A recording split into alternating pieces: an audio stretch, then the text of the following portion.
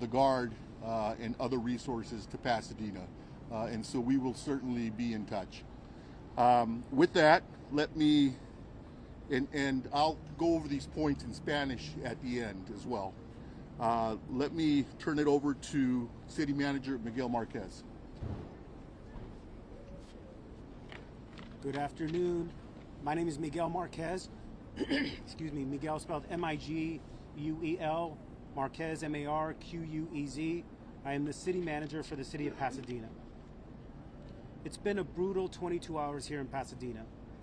My heart aches for all who lost their homes, their memories, and their sense of security. About 22 hours ago, we first learned of a fire in Eaton Canyon. As they always do, and despite the dangers, our first responders rushed to the scene. They found darkness, they found fire, and they found 80-mile-per-hour winds. Air support was not possible under those conditions. Our first responders did all they could under those brutal conditions to put out the fire, putting their own lives at risk to save others. They battled through the night, with more and more joining the fight as the night wore on. Our police officers went door to door, ensuring as many residents as possible were evacuated to safety, including many seniors and those with mobility limitations. They saved many, many lives in the last 22 hours. Their efforts were heroic. Our first responders, our Public Works Department who cleared the streets, Pasadena Water and Power who kept the power on and the water flowing throughout the night. Public servants from so many different agencies came together in the last 22 hours to keep as many people safe as possible.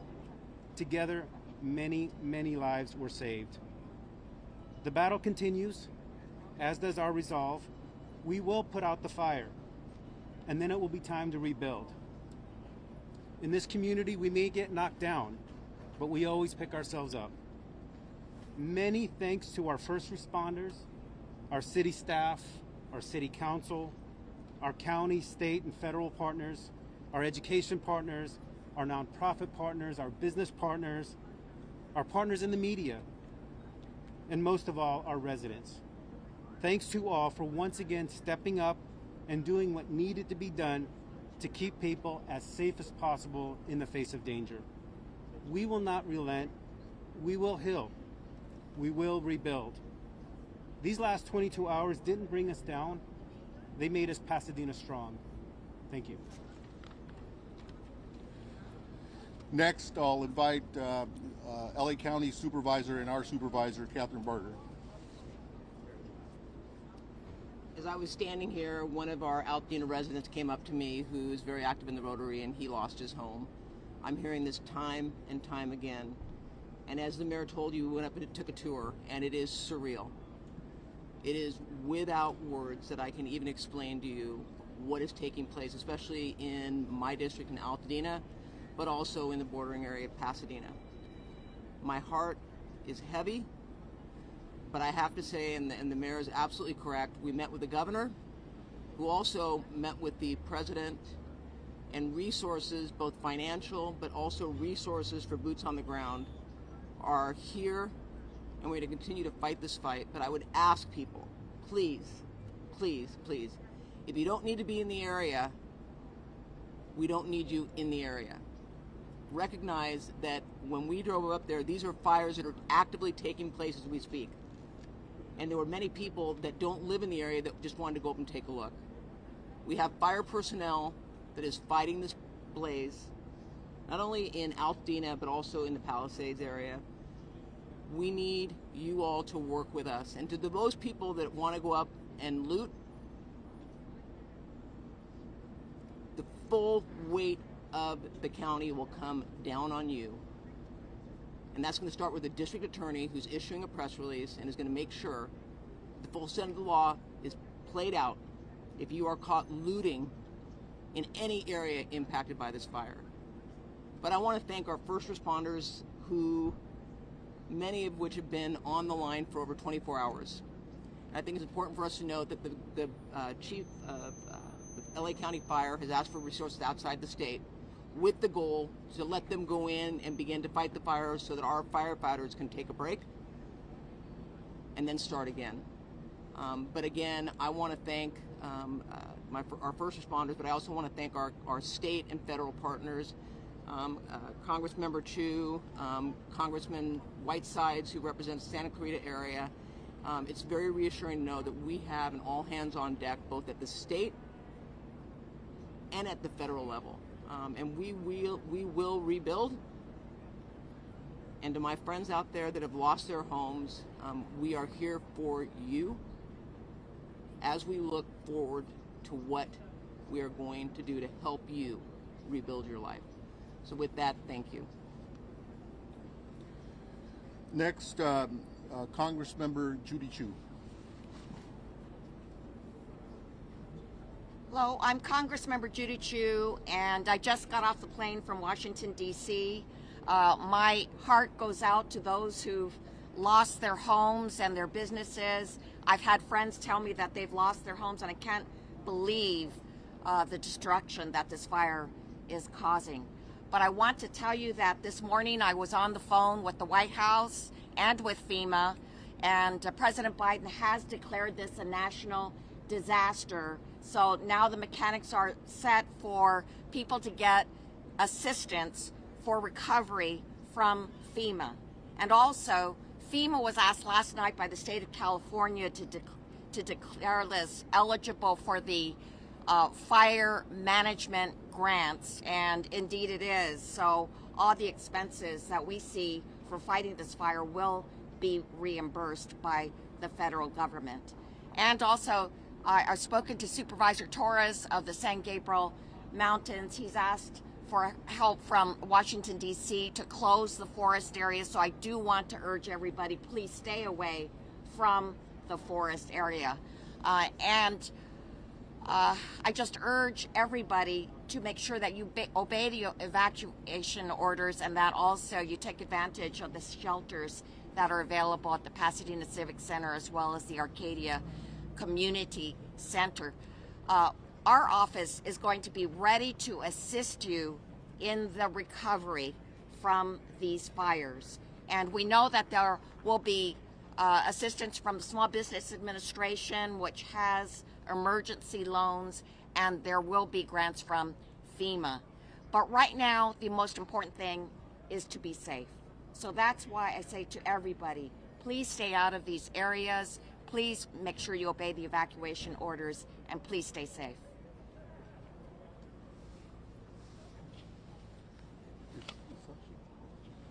Next, State Senator Sasha Renee Perez.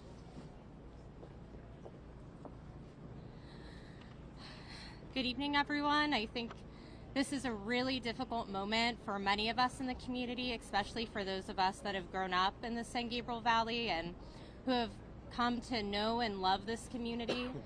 As the supervisor said, we're receiving many calls from friends and community members letting us know that they've lost their homes, they've lost their businesses. This is a really devastating time. We just toured the site and there are still fires burning, and I want to emphasize to people, if you are told to evacuate, please evacuate. Please take these warnings seriously. I have family members that have evacuated, they have left their homes. I understand how difficult of a decision this is, but this is about safety, and safety first. We want to make sure that you all are taken care of, that you're taking care of your families. This is what is most important right now. It is incredibly dangerous for individuals to be up there during the time when there's fires like this. This is a very, very dangerous time, so please evacuate, get somewhere safe, make sure that your family is safe. Also, if you receive an evacuation warning, please make sure, if you have elderly neighbors, pick up the phone and let them know. We've seen a lot of senior citizens just here at the senior center that have been evacuated, and someone taking a moment to knock on the door and make sure that they were informed so that they're getting out of their home is so critical and makes such a difference. We know right now that there's a lot of folks that are struggling to have cell service when they're up in the foothills right now. We know power lines are down.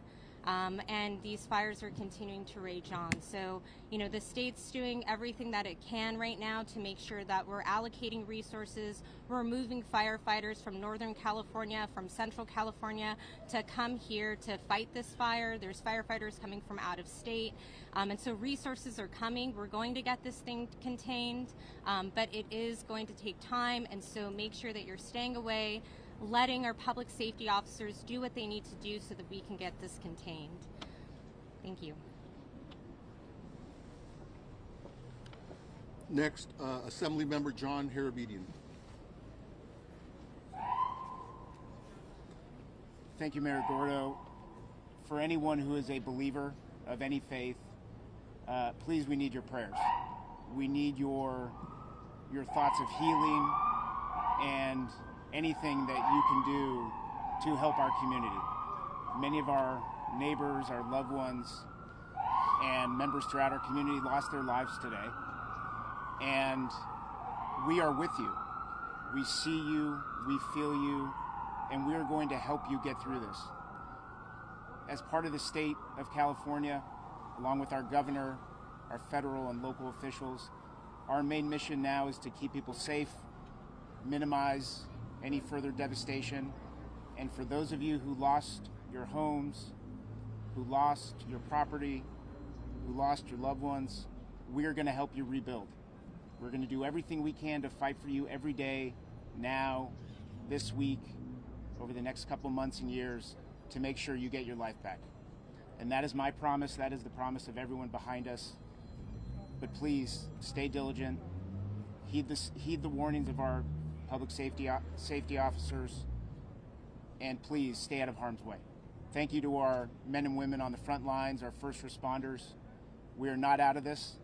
It is all hands on deck, and it's going to be a long couple nights still. So thank you to everyone who's helping these efforts, and please pray for us. Next, Superintendent of the Pasadena Unified School District, Dr. Blanco. Good evening, and I want to echo the sentiments that our heart goes out to all of our families, our staff, our employees who have suffered losses during this devastating event. Behind me, you see the power of us, the city, the mayor, the city manager, our leader from the PCC, all came around the school district to help us provide for our families and our students. I saw many of my families here today who have lost their homes along with their staff. Thank you for being here with them, and thank you for supporting them. Our schools are going to remain closed for the rest of the week. We are continuing to assess the damages at our school. Our maintenance and operation team, along with our police department, the sheriffs, and our fire department have been assessing our buildings. Our preliminary assessment results show that the fire has substantially damaged 5 campuses. While most of them are in good condition, we have confirmed these 5 campuses in Altadena. Elliott's Arts Magnet School is damaged. Franklin Elementary, which was closed in 2020, has damage of about 80%. 3 campuses that house other schools have sustained damages: Edison, Loma Alta, and Noyes. Please note this information is preliminary. The fire is not contained, and some of our schools still remain in the path of the fire. We're working together with our city partners to do everything we can to preserve our schools. Our next steps are recovery. We're planning for recovery as we respond to the emergency, as we know our families are dependent on us. Public education is the bedrock of democracy. We learned that in COVID, and we will be here to help our families and our staff get through what is happening in our city. Thank you. We're deeply grateful for everything that you all have done to help and support us. Next, President of Pasadena City College, Dr. Jose Gomez. Hi, I'm Jose A. Gomez, Jose A. Gomez, Gomez. Over the last 24 hours, our hearts have been broken by what has transpired. We have lost our peace. Although Pasadena City College has sustained minor damage, our hearts and our prayers and our thoughts are with our greater community. We are so grateful at Pasadena City College for the incredible leadership that the city of Pasadena and all of our legislators and all of our elected officials have provided, not just to our college, but also to our community.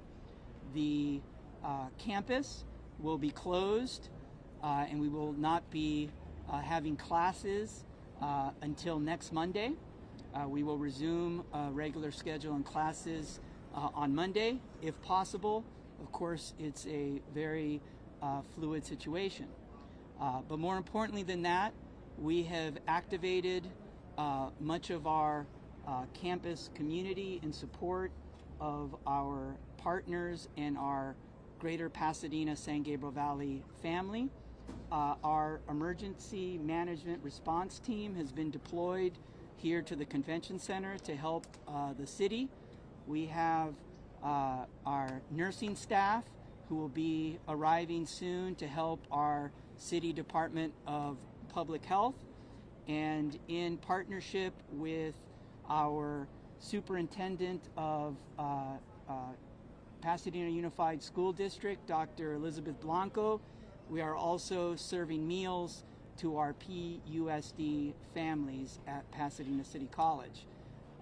We are here to help in any way possible, and we of course appreciate all of your support and all of your help. Pasadena and the San Gabriel Valley has been an amazing partner to PCC, and we are here to be an important and critical partner to the communities that we serve. Thank you. Next, from the Humane Society, Dia DeVernit.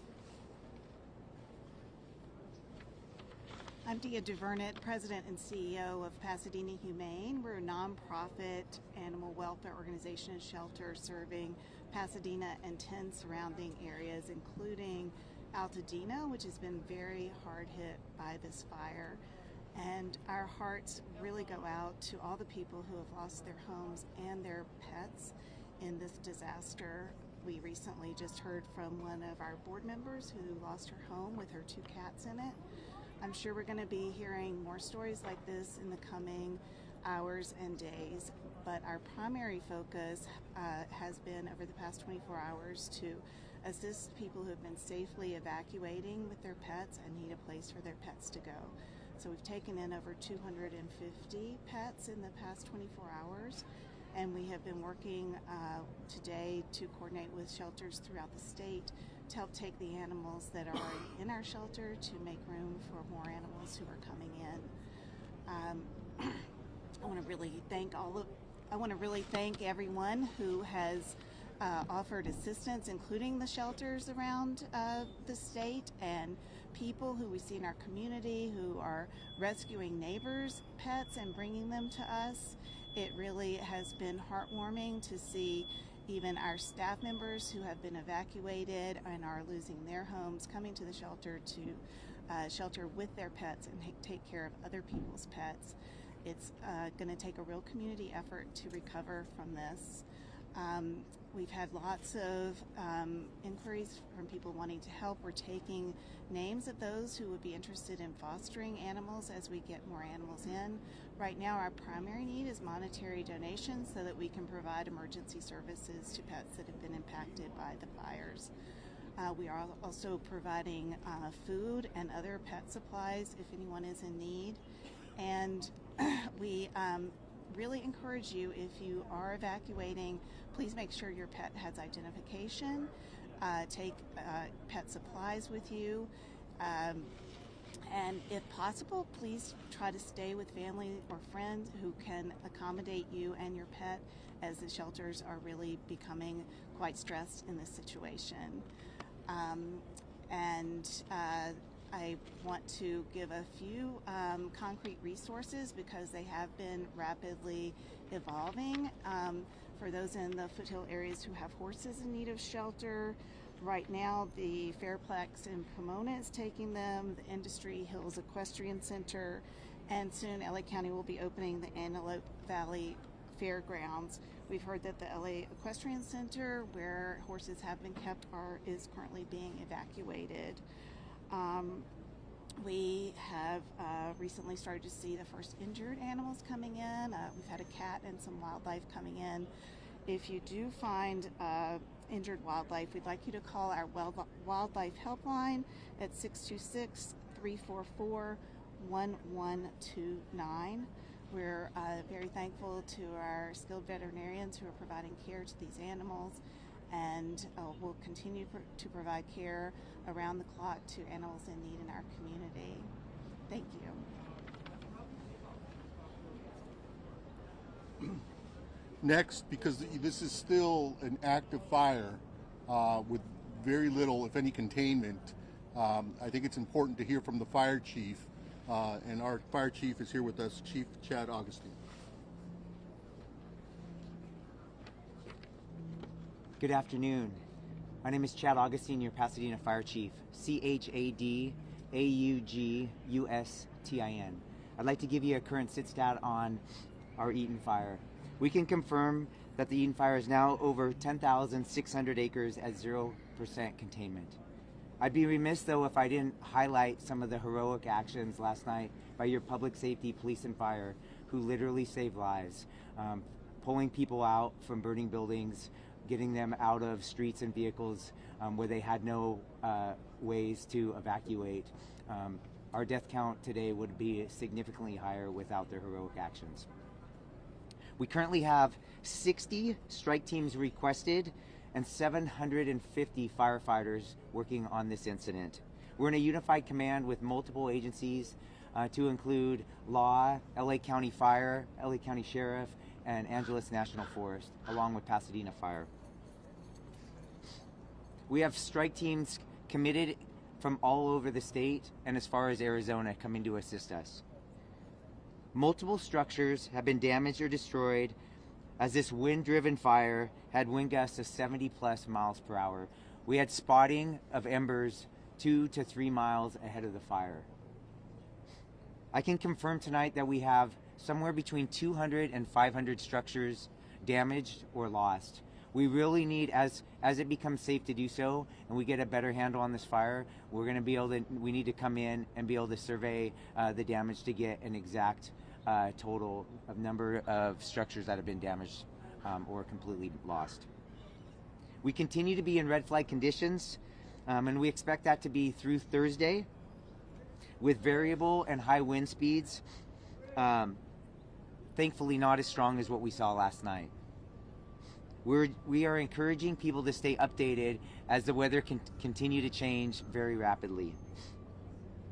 Please, if we issue an evacuation order, heed our request. Be prepared, have your go bag, and immediately evacuate. Thankfully, the current forecasts allow us today to start getting aircraft in to fight this fire. Since around 10 a.m., we've had aircraft doing water drops. With the goal of limiting the fire spread, we will come behind those water drops with hand crews and fire engines to get a containment line around this fire. We expect, with favorable conditions over the next couple days, to start making good progress on this fire. And with that, I'll turn it over to the police chief. Chief, will you take a question on the statistics and the current situation with you have your firefighters? How are they holding up over the past 22 hours now? Yeah, they're exhausted.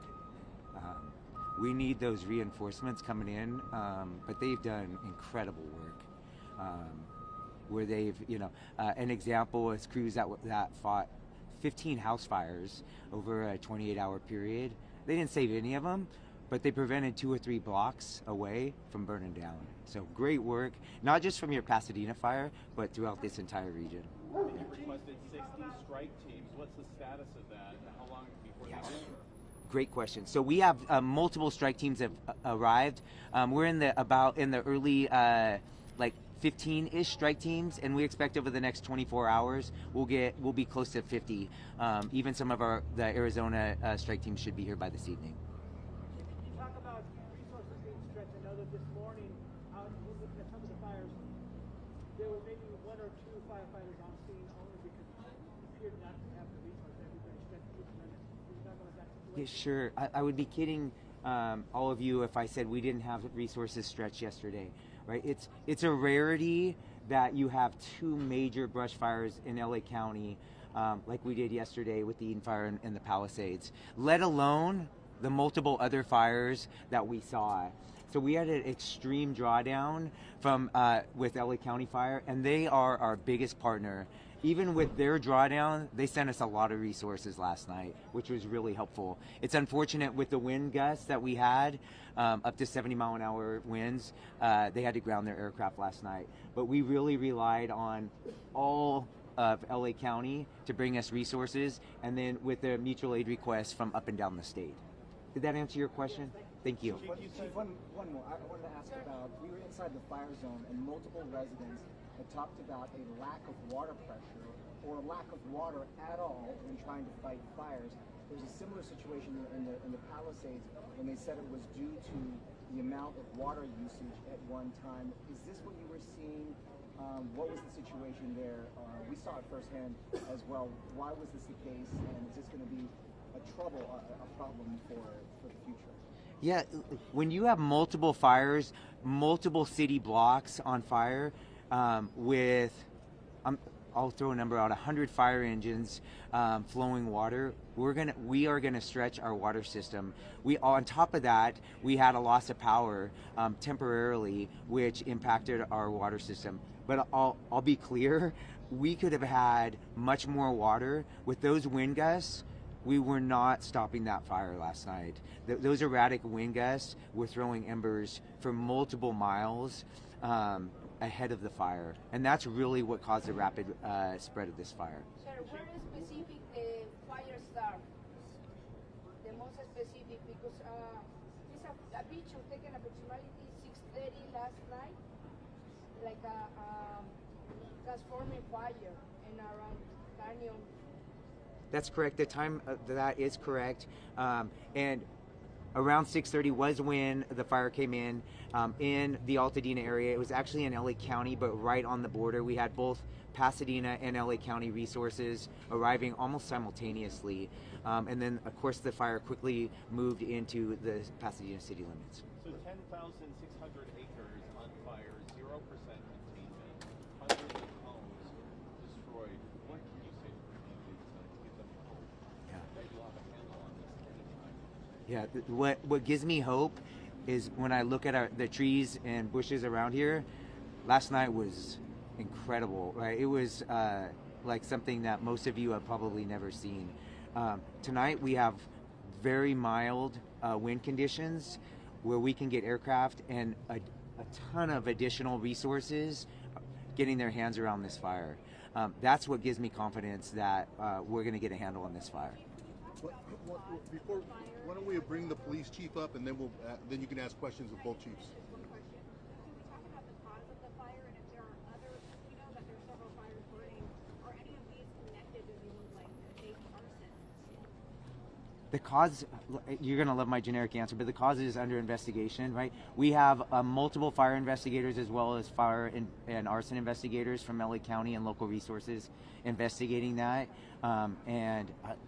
We need to let them do their good work so that we can come up with an accurate cause and origin. We'll ask the chief to stay here for more questions, but in the meantime, because this also involves a public safety situation and neighborhoods that have been evacuated and homes, the message I want to reiterate is don't even think about it. Don't think about coming to loot any of these properties in Pasadena or Altadena, because the Pasadena Police Department, as well as the LA County Sheriff and resources from the state of California, will be out there patrolling and protecting these neighborhoods. With that, I'll turn it over to our police chief, Eugene Harris, to provide you more facts and details. My name is Gene Harris. I am the police chief for the city of Pasadena. Gene is Gene. Last name is Harris, Harris. Last night at the beginning of this incident, first responders from the city of Pasadena responded to the area of this event primarily on a safety mission. But when they got there, they rapidly found an escalating fire that was growing rapidly with the wind gusts, and it turned into a rescue evacuation scenario.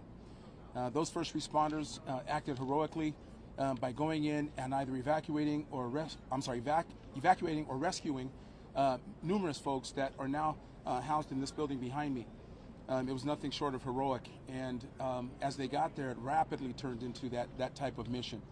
So we had people from our police department, our fire department, certainly reached out into our Area C partners, local, state, and county folks that came to assist, and it took all night to get folks rescued or evacuated from their homes, and that effort was robust in that end.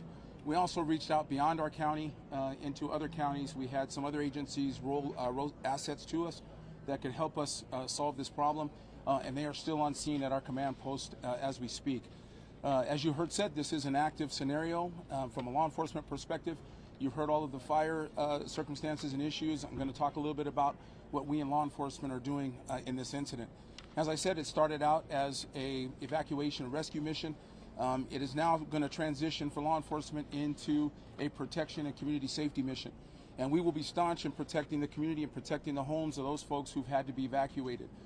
We will have numerous folks in and around the area, upwards of 150 officers at any one time in and around the city, handling all of our regular patrol efforts, but certainly focusing on making sure that the homes and the property around the burn area is secure.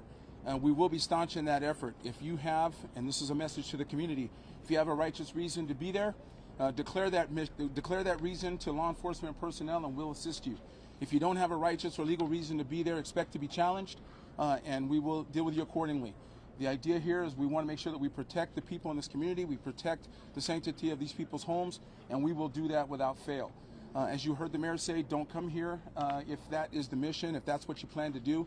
You will run into somebody in one of these uniforms, and we will take care of that situation. So ensure that we are going to be staunch and very stern about the way that we're conducting this protection mission.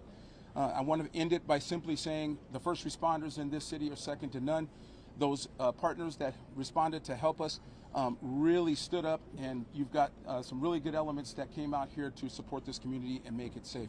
So we will have ongoing and sustained operations. There will not be any lessening of operational capability for emergency services. We might find that some of the regular services will be out. We've put some information out on that for social media and on the media to make sure that people understand that we may not have the counters open and some of those things for regular services. But all emergency services will be dealt with without any lessening of services or impact. So with that, I'll turn it back over to the mayor. Now we can open it up to questions from any of our speakers that you may have. I can do Spanish now, or we can do one-on-one. Mayor, can we ask the chief about before you go, the looting situation? Was those instances of looting, did that happen here at the Eaton Canyon fire? I mean, what was the situation here that makes you speak so forcefully about any activities that might happen within the fire zone? Well, the forceful nature of my delivery is really designed to impact what our caring is for this community. It's a community caring mission. We haven't had any incidents of looting, and we don't want any. And so the message is, don't come here if that's what you plan to do. You're going to run into one of us, and we're going to be staunch in that effort.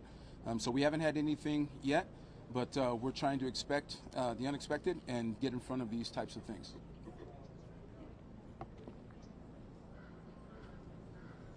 Any other questions for Chief Augustine? Chief, there were a number of significant spot fires that broke out not only in the hills but along Lake Avenue. Several buildings suddenly caught fire at once. Do you anticipate any of that tomorrow? I do not. Right? We're still in a very active incident, right? And we have a dynamic fire that has 0% containment. But what caused a lot of last night's issues was the dynamic winds. Wind gusts of 70 miles an hour and very erratic winds.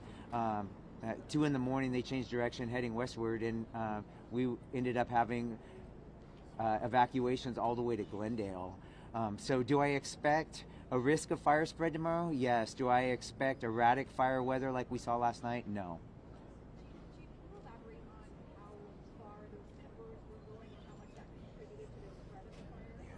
We can confidently say those embers were spreading ember cast 2+ miles, right? And we were in red flag conditions, right? And just acknowledging that we're in red flag conditions in January, right, should make us all pause. And so the humidity was so low last night that a single spark could cause a fire. And then you add in the wind gusts, and when I was driving to the fire last night, there was fires, dozens of fires starting just from the embers that were being thrown blocks, and miles ahead of the fire. Chief, the owner of the Bunny Museum told us on our air on CBS that the fire hydrant in front of his museum was dry and that firefighters couldn't get any water out of it. Are you sure that all the hydrants are working? Was that a water pressure problem? What's your thoughts on that? Yeah, I can't comment on that specific instance because I don't know the facts of that, but I can tell you that it's very common in a brush fire in a city when you have that big of a fire with that many resources that we're going to tax our water supply and our water system. Then if you have a loss of power, which may impact the pressure, it's going to make it even worse. So yes, all of that. We're going to struggle on water supply on a very, very large brush fire like we saw last night with multiple structures on fire. Do you feel that you got enough help, enough mutual aid quick enough? Did it arrive fast enough? Yeah. Or did it help Sure. sooner? What was great, if there was a positive thing from yesterday, is we were preparing for a wind event for multiple days in advance of what happened last night. We were preparing for a wind event as well as possible brush fire, but you had augmented staffing all over the county, and which really benefited us because we were able to be nimble, send resources to Palisades Fire early in the day, and they were sending us resources by the evening time. That's the benefit of the mutual aid system in California, specifically LA County. Yes. You know, as you're speaking right now on our air, we're showing live pictures of houses burned to the ground. Yes. These are images that you and everyone standing behind you has seen all day long. What do you say to the homeowners who are watching this happen in real time? We grieve for them, right? We are incredibly sorry that they have a loss of, for many of them, everything they own, right? And it's tough as your fire chief. That's my responsibility. I also know that last night was unprecedented conditions where we did a lot of good work, but we were not able to save every residence or building that was out there. Mayor Gordo, on that same note, how surreal is it? Because you've been inside this convention center many times before for many other different events, but to see it being utilized in this way, more than 1,000 people are now using this. And looking forward, what are some of the biggest needs that you think in the days to come that you'll need here for the folks here that have evacuated? Well, first and foremost, it's very sad to see families dislodged, particularly families that have lost their home and, as the chief says, have lost everything. I think one of the biggest challenges is going to be to transition people who have lost their home into permanent housing. We have hundreds of homes that have been destroyed, and moving people into permanent long-term housing is definitely going to be a challenge, and it's going to be a challenge that we're going to engage the county, the state, and the federal government in. Has there been any contact information or website or phone number set up for missing persons? So if a family member or someone in the area is evacuated, the family's out of state or out of county, how do you track down your loved ones? Well, the standard 911 will be efficient enough to get us to the numbers that we need to get you. I would suggest that you make that call To me, that stands to be an emergency, so let's do that. You can also contact our business line, and we can get you to the right people that can guide you in. If you think that your folks are at our evacuation center, which is right here behind us, we have plenty of staff that are here that can help you ID any family members or friends that might be here. Okay, what's the business line? I don't know that off the top of my head, unfortunately, but you can get that on our website.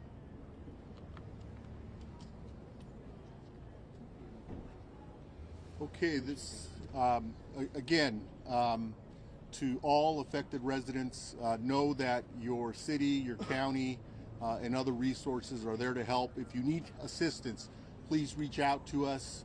You know, Pasadena and its residents and Altadena, it's a resilient community, and I'm sure that we'll bounce back. In the interim, this is an evolving situation, and so we're asking people to listen in carefully to what the police chief, the fire chief are saying. If you're asked to evacuate, evacuate. If you're thinking about coming to Pasadena or Altadena for that matter to cause problems, think twice, because the Pasadena Police Department and the LA County Sheriffs will be there to greet you, and you will be arrested if you're engaging in conduct that you should not be engaging in. With that, that will complete our, unless there are other questions. Thank you. Chief.